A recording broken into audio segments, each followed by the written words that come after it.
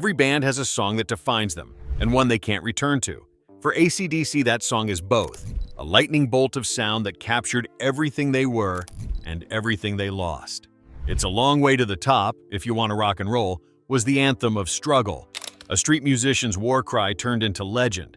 It was raw, reckless, and real, the sound of working-class defiance breaking through the noise of a polished music world. Every note carried dirt, sweat, and laughter, the human side of a band that would soon become myth. And when the bagpipes roared above the guitars, it wasn't just music anymore. It was identity. It was ACDC declaring who they were, unpolished, untamed, unstoppable.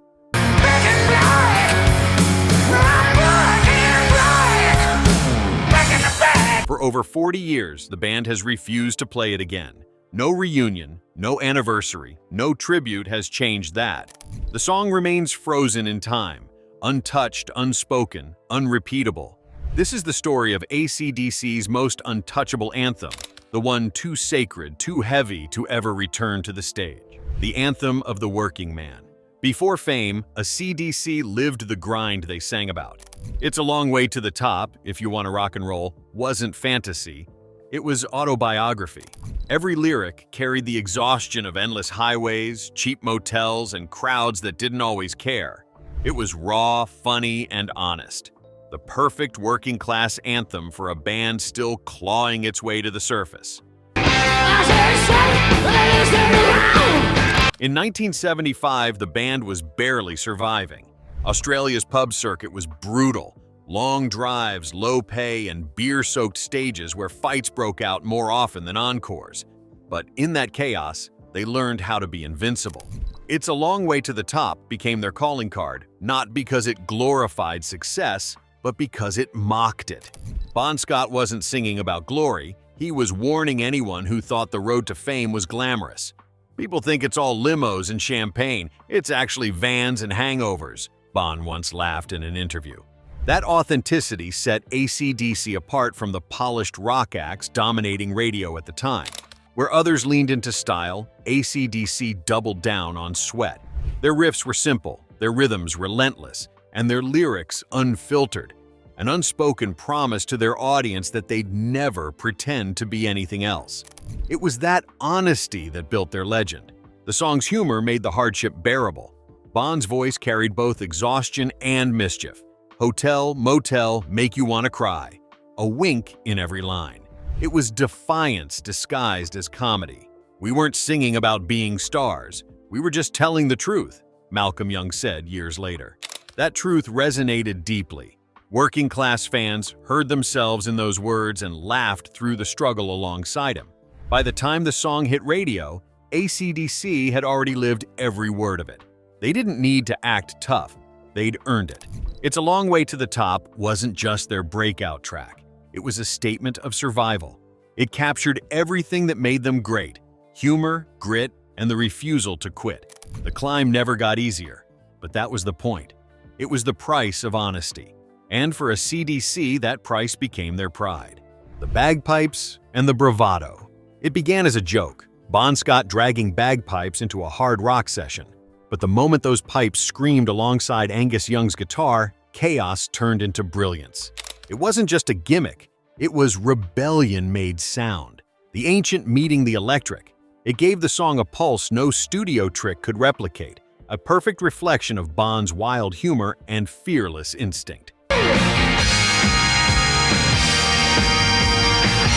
Bon had played drums in a pipe band as a teenager in Fremantle. When producer George Young suggested bringing the pipes into the song, Bon laughed, but he tried it anyway. "I couldn't even remember how to play them properly," he joked later. "I just blew until I nearly passed out." What should have been ridiculous became unforgettable. The pipes clashed with guitars in a way that shouldn't have worked, but somehow did. It was noisy, raw, and glorious. The result was more than sound. It was symbolism. The bagpipes weren't just a nod to Bon's Scottish heritage. They represented defiance. ACDC wasn't a band built on polish or pretense. They took the strange, the rough, and the imperfect and turned it into art. Bon could take the stupidest idea and make it feel dangerous, Angus Young once said. That danger became their signature. When the song hit television, fans didn't laugh. They cheered. For the first time, a hard rock band had mixed tradition with thunder. The pipes cut through the noise of the era's glam rock, proving that rebellion could be melodic. It was pure ACDC, fearless and unpredictable. Bon's half grin as he played said it all. He knew he'd created something impossible to imitate. After his death, the bagpipes were never heard again in an ACDC show. They weren't just his instrument, they were his exclamation mark. To play that sound without Bon would have felt wrong, like rewriting a signature that only one hand could draw. The pipes died with him, not as a loss, but as a legend. The night the voice was silenced. February 1980 changed everything. Bon Scott's death wasn't just the loss of a singer, it was the collapse of ACDC's heartbeat. It's a Long Way to the Top became more than a song. It became prophecy. Every line about struggle, excess, and survival suddenly felt like a warning he had written to himself and to the band he left behind. The night was ordinary, almost cruel in its simplicity. Drinks with friends, laughter, then sleep. By morning, he was gone. The band was paralyzed. "One day we were laughing about the next record," Angus Young recalled. The next day, there was just silence. For a group defined by volume, that silence was unbearable. It was the sound of everything they'd built, suddenly without a pulse. Grief turned the band inward. The lyrics to "It's a Long Way to the Top," once funny and rebellious, now read like a eulogy. The grind, the exhaustion, the danger of excess. Bon had lived every line until it consumed him. "He sang what he lived," Malcolm Young said later. "That's what made him great, and what made losing him harder." People start to scream! For weeks, ACDC hovered on the edge of collapse. They considered ending it all. How could anyone follow that voice, that presence, that laugh? He wasn't just the frontman, he was the fuse that made the machine ignite. Yet, even in grief, they could still hear his challenge. Don't stop. So, instead of folding, they rebuilt. They carried Bon's fire into every new note that followed, channeling pain into something louder, harder, and unbreakable. The song, however, remained untouchable. It was too honest, too prophetic, too personal to repeat. Its words had come true in every way. The climb, the cost, the loneliness. Bon's prophecy had been fulfilled. His voice may have gone silent, but his echo remained, carved forever into the band's soul and the endless road they refused to leave behind. The Brian Johnson line. When Brian Johnson joined, he didn't try to replace Bon. He respected the silence around him. "It's a Long Way to the Top" stayed off the set list by choice, not fear. Johnson understood it belonged to another voice, another life. That restraint defined his era.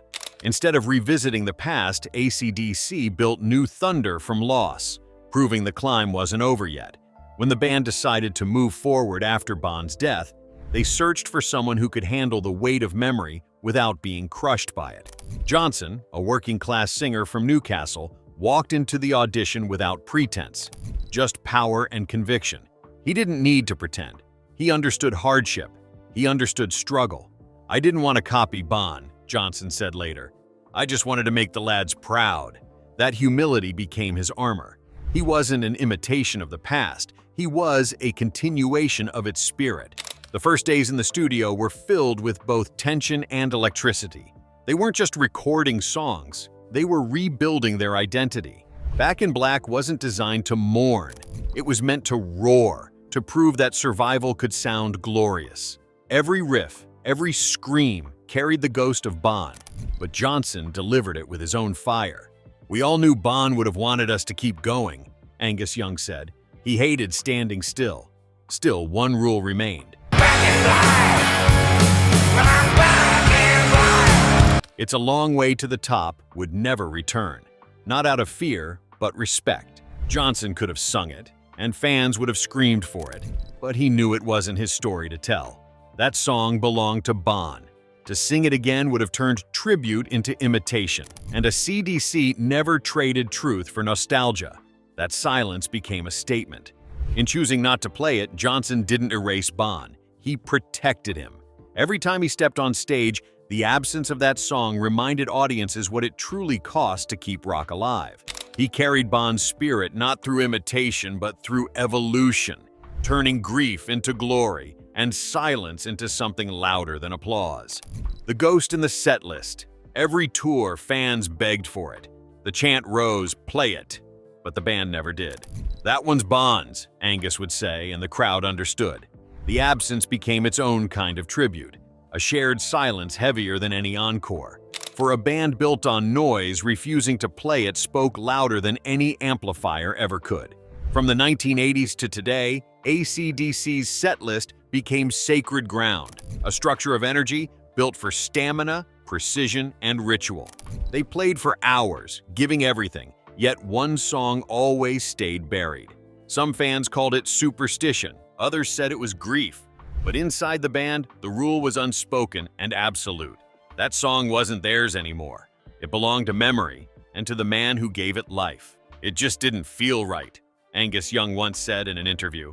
That song had Bond's fingerprints all over it. For ACDC, performing it without him would have turned something pure into performance. And this band never faked anything.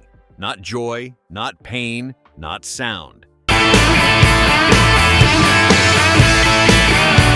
Every time the chant began, a quiet kind of reverence settled over the stage. The crowd didn't boo, didn't groan. They understood the weight of the silence. In that refusal, ACDC managed to do something few bands ever could. They gave quiet its own kind of volume. The absence of that song became a symbol of endurance. It reminded fans of the cost of their music and of the man who lived every lyric until it consumed him. "That one's Bond's song," Brian Johnson once echoed during a radio interview. "You don't sing someone else's story. You let it live where it belongs." That restraint became ritual, the unwritten line between past and present. Generations of fans have waited, hoping the band might one day break the rule, but they never did. Because deep down, everyone knows, keeping it off the stage is the truest form of respect. Some songs aren't meant to return. They're meant to remain ghosts, eternal, untouchable, and still alive in the silence that follows the last note. Legacy, loss, and the long road home. Decades later, the song still haunts the band's shadow. "It's a Long Way to the Top" is more than nostalgia. It's a relic of truth. Every riff, every tour carries its spirit. Bond's voice remains eternal, sealed in that recording like a heartbeat trapped in amber. They never needed to perform it again, because they've been living it ever since. For ACDC, the song became both a beginning and a mirror. It captured everything the band ever was, the exhaustion, the humor, the madness of the road. It wasn't written to inspire, it was written to survive. And survive they did. Every new record, every sold-out tour became another verse in a story that Bond started but never finished. "The road never really ends," Angus Young once said. "You just keep walking until the lights go out." The irony is that the song's prophecy proved timeless. What began as Bond's rough-edged autobiography turned into a roadmap for the band's entire legacy. Even as members came and went, the core never shifted. Hard work, no ego, just sound and sweat.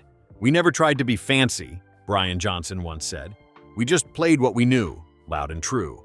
That simplicity became their faith, their ritual, their way of staying honest in a world built on illusion. Every time Angus steps out under the lights, guitar in hand, the spirit of that song lingers somewhere between the chords. He doesn't need to play it, he just needs to exist inside the same truth it carried. That greatness is earned 1 mile, 1 riff, 1 scar at a time. The song may never echo through the speakers again, but it vibrates beneath every note they strike, a heartbeat that never fades. And so, the legend remains untouched. "It's a Long Way to the Top" isn't just a memory. It's the heartbeat beneath every ACDC show. A song too sacred to repeat, too true to outlive. They never stopped playing it. Not really. They just kept walking its road every night, one chord closer to home, chasing a sound that still refuses to die. Time has tested the song, but never erased it. "It's a Long Way to the Top" began as a roar from a van full of dreamers. and became a myth whispered across generations. ACDC never needed to play it again, because the world never stopped hearing it. The silence surrounding it says everything about who they are. Loyalty over nostalgia, truth over spectacle.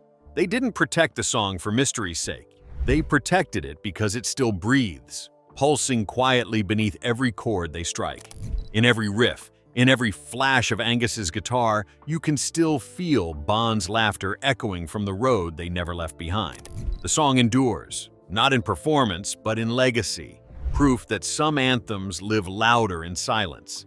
Share your thoughts below, and subscribe for more stories carved in sound, silence, and the long road home that never truly ends.